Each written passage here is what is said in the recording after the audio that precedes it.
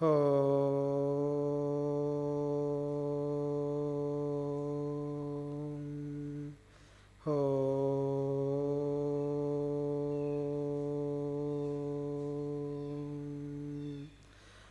బ్రహ్మాయ విష్ణురూపాయ శివతేజస్వరూపిణే జీవకారుణ్యహితాయ ప్రేమదేవాయ తే నమః. బ్రహ్మచారి మహర్షి సద్గురు శ్రీ శ్రీ శ్రీ ప్రేమానంద స్వామి తపోవనము ఆశ్రమము సంస్థాపకులు, సనాతన ధర్మ సమాజం వ్యవస్థాపకులు, బ్రహ్మచారి మహర్షి సద్గురు శ్రీ శ్రీ శ్రీ ప్రేమానంద స్వాముల వారి గురుపాద పద్మములకు సాష్టాంగ నమస్కారములు. శ్రావణమాస మాహాత్మ్యము 9వ అధ్యాయము. శుక్రవార వ్రతం.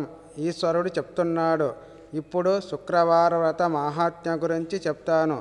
దీనిని వినినంత మాత్రాన మానవులు సకల కష్టాల నుండి విముక్తులవుతారు. ఈ సందర్భంగా ఒక జరిగిన కథను తెలియజేస్తాను. ఒకప్పుడు పాండ్య వంశస్థుడైన సుశీలుడు అనే రాజు సకల భోగ భాగ్యాలతో ఉండేవాడు. కానీ ఎన్ని విధాల ప్రయత్నాలు చేసినప్పటికీ వారికి సంతానం కలగలేదు. దానికి ఎంతో విచారిస్తుండగా అతని భార్య సుకేశి ఒకానొక పథకం వేసి తాను గర్భవతి అయినట్లుగా తన కడుపు పైన వస్త్రాలు చుట్టుకొని నటించేది.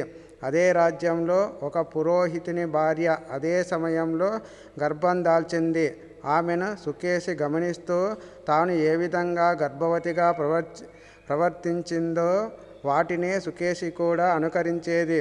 రాజు నిజమే అనుకొని ఆనందపడి ఆమెకు సీమంతోత్సవం, అనవలోబన సంస్కారం అనగా 8వ నెలలో చేసేది మొదలైనవన్నీ చేయించాడు. పురోహితుని పత్ని ప్రసూతికా గృహంలో ఉన్న సమయంలోనే రాణి కూడా తన ప్రసూతికా గృహానికి చేరుకుంది. పురోహితుని భార్యకు ప్రసవం జరిగే సమయంలో ప్రసవం చేయించే దాది ఆమె ఒక కంటికి ఒక వస్త్రాన్ని కట్టి ప్రసవం చేయించింది. ఆమె కళ్ళు తెరిచేలోపు ఒకానొక రాణి సేవకురాలి చేతికి ఈ పురోహితుని బిడ్డను ఇచ్చి రహస్యంగా రాణిగారి పక్కలోకి చేర్పించింది. ఒక మాంసపు ముద్దను వేరేగా తెప్పించి పురోహితుని భార్యతో తన సంతానం చనిపోయిందని అబద్ధం చెప్పింది. దానితో పురోహితుని భార్య చాలా దుఃఖించింది. కానీ గర్భవతిగా ఉన్నప్పుడు కలిగిన స్పర్శ మొదలైన వాటి చేత తన బిడ్డ మరణించి ఉండదు. ఈ దాది ఏదో కుట్ర పన్ని ఉంటుందని భావించింది. కానీ రహస్యాన్ని ఛేదించలేక ఇక చేసేది ఏమీ లేక ఊరుకుంది. రాణివాసానికి చేరిన ఆ బిడ్డకు జాతకర్మాదులు చేసి ప్రియవ్రతుడు అని పేరు పెట్టారు. శ్రావణమాసం వచ్చాక శుక్రవారం నాడు పురోహితుని భార్య తన బిడ్డ క్షేమం కోరుతూ జీవంతికా వ్రతాన్ని ఆచరించింది. అమ్మవారిని పుత్రుల సహితంగా గోడపై లిఖించి పూల మాలలతో అక్షతలతో పూజించింది. గోధుమ పిండితో 5 దీపాలను వెలిగించి గోధుమ పిండితో చేసిన పదార్థాలను నైవేద్యంగా అమ్మవారికి సమర్పించింది. తాను కూడా ఆ గోధుమ పిండితో చేసిన పదార్థాన్ని ప్రసాదంగా తీసుకొని అక్షతలు అమ్మవారిపై వేసి ఎత్ర మే బాలకో భవేత్ తత్ర త్వయా రక్షణీయో జీవంతి కరురార్ణవే. ఓ కరుణామయివైన జీవంతికాదేవి, నా బిడ్డ ఎక్కడ ఉన్నా తనను నువ్వు రక్షించాలి అని కోరుకుని నమస్కరించింది. ఈ విధంగా ప్రతి శ్రావణ మాసంలో శుక్రవారాలు ఈ వ్రతాన్ని క్రమం తప్పకుండా ఆచరించేది. దానితో జీవంతికాదేవి అనుగ్రహంతో పిల్లవాడు దీర్ఘాయుష్మంతుడయ్యాడు. కొంతకాలం గడిచాక ప్రియవ్రతుని తండ్రి మరణించాడు. తండ్రికి చెయ్యాల్సిన పితృకర్మలు అన్నీ చేసి ప్రియవ్రతుడు పితరులను ఉద్దేశించి శ్రాద్ధాది కర్మల కోసం గయకు వెళ్ళడానికి నిశ్చయించుకొని మంత్రులకి రాజ్యభారాన్ని అప్పజెప్పి సామాన్య వస్త్రాలు ధరించి గయకు బయలుదేరాడు. మార్గమధ్యంలో ఒక గృహస్థు ఇంట్లో విశ్రమించాడు. ఆ ఇంటి ఇల్లాలికి ఆ రోజు ప్రసవమైన 5వ రోజు. అప్పటి వరకు ముందు కలిగిన 5గురు పిల్లలను పుట్టిన 5వ రోజున వారి కర్మానుసారం ముక్తి కలిగించాలని షష్ఠీదేవి ఆజ్ఞతో ఒక దేవత వారి ప్రాణాలను తీసేసింది. ఆ బిడ్డ ప్రాణాలు తీయడానికి కూడా ఆ శక్తి రాగా ప్రియవ్రతుడు ఉన్న కారణంగా జీవంతికాదేవి ఆ బిడ్డను చంపకుండా వదిలిపెట్టమని షష్ఠీదేవితో చెప్పింది. సరేనని షష్ఠీదేవి విడిచిపెట్టింది. దానితో ఆ దంపతులు ఆనందించి ఆ రాజుకు కృతజ్ఞతలు తెలుపుకున్నారు. అక్కడ నుండి మరల ప్రయాణమై గయకు వెళ్ళి పిండవిధి గావించి శ్రీ విష్ణుపాదంపై పిండం వేసే సమయంలో ఆశ్చర్యంగా 2 రకాల చేతులు పిండాన్ని గ్రహించడానికి వచ్చాయి. శాస్త్రవిధిని అనుసరించి ఆ పిండాలను విష్ణుపాదంపై ఉంచి ప్రియవ్రతుడు వెనుదిరిగి వచ్చి అక్కడ ఉన్న ఒక జ్ఞానవంతుడైన బ్రాహ్మణుని ఆ విషయమై ప్రశ్నిస్తే ఆ 2 తండ్రులు ఉంటేనే ఇలా జరుగుతుందని చెప్పి తన తల్లినే ఈ విషయమై అడగమని చెప్పాడు. ప్రియవ్రతుడు తిరుగు ప్రయాణంలో మరల అదే గృహస్థు ఇంటికి రాగా మరల అదే రోజు ఆ గృహిణికి 6వ ప్రసవం జరిగి 5వ రోజు ఆ రోజు కూడా షష్ఠీదేవి తన శక్తిని ఆ బిడ్డ ప్రాణాలు తీయడానికి పంపించింది. ఆ సమయంలో కూడా మరల రాజు ఉండడం వల్ల జీవంతికాదేవి షష్ఠీదేవిని వారించింది. అప్పుడు షష్ఠీదేవి కారణం అడిగితే జీవంతికాదేవి ఈ విధంగా చెప్పింది. శ్రావణ మాసంలో వచ్చే శుక్రవారాలు ఈ రాజు తల్లి చాలా భక్తిగా క్రమం తప్పకుండా నా అర్చన చేస్తుంది. వ్రత నియమాలన్నీ పాటిస్తూ ఆకుపచ్చని వస్త్రం, రవిక, గాజులు నాకు ఇష్టం ఉండవని నాకు సమర్పించదు. తాను కూడా ధరించదు. బియ్యం కడిగిన నీరు ఎప్పుడూ దాటదు.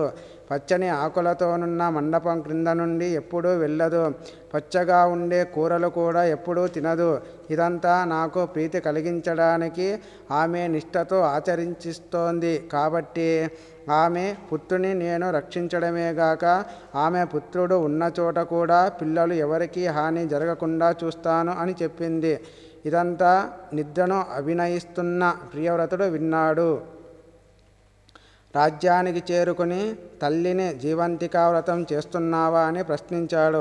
దానికి తల్లి ఆ వ్రతం గురించి కనీసం వినలేదు కూడా అని చెప్పింది. దానితో రాజు గయ వెళ్ళి వచ్చినందుకు ఒక బ్రాహ్మణ సంతర్పణ దానాలు ఏర్పాటు చేస్తున్నట్లు ప్రకటించి భటుల చేత అందరికీ ఆకుపచ్చని వస్త్రాలు పంపించి అవి కట్టుకురమ్మని చెప్పించాడు. దానికి ఈ పురోహితుని భార్య పచ్చవి కట్టుకోనని చెప్తే ఎర్రని వస్త్రాలు సమర్పించారు. ఆ విషయం భటులు రాజుతో చెప్పారు. రాజసదనానికి అందరూ వచ్చే తూర్పు ద్వారంలో బియ్యం కడిగిన నీళ్లు పోయించాడు. అప్పుడు ఆ పురోహితుని భార్య వేరే ద్వారం ద్వారా వచ్చింది. ఒక పచ్చని పందిరే వేయిస్తే దాని కింద నుండి కాకుండా ప్రక్క నుండి వచ్చింది. ఇవన్నీ రాజు గమనించి ఆ పురోహితుని భార్య వద్దకు వచ్చాడు. ప్రియవ్రతుని చూడగానే పురోహితుని భార్య స్తన్యాల నుండి ఆమెకు తెలియకుండానే క్షీరం రాసాగింది.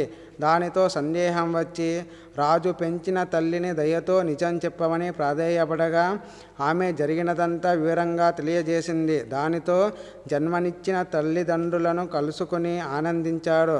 తన కన్న తండ్రి బతికి ఉండగా మరి గయలో 2 చేతులు కనబడడం అనే విషయం సందేహంగా ఉంది. అదే ఆలోచిస్తుండగా స్వప్నంలో జీవంతికాదేవి కనబడి ప్రియవ్రతునికి విషయం తెలియడానికి తాను కల్పించిన మాయ వల్ల అలా జరిగిందని తెలియజేసింది.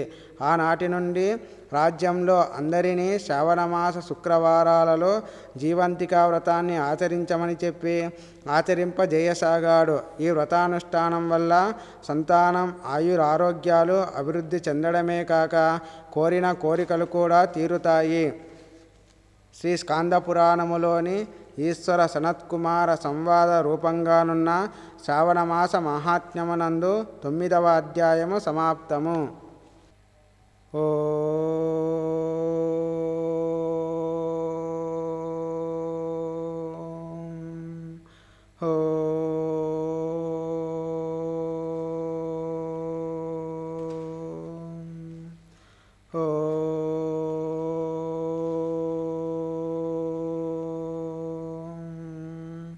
ఓం సహనా భవతు సహనో భునక్తు సహ వీర్యం కరవావహే తేజస్వినావధీతమస్తు మా విద్విషావహే.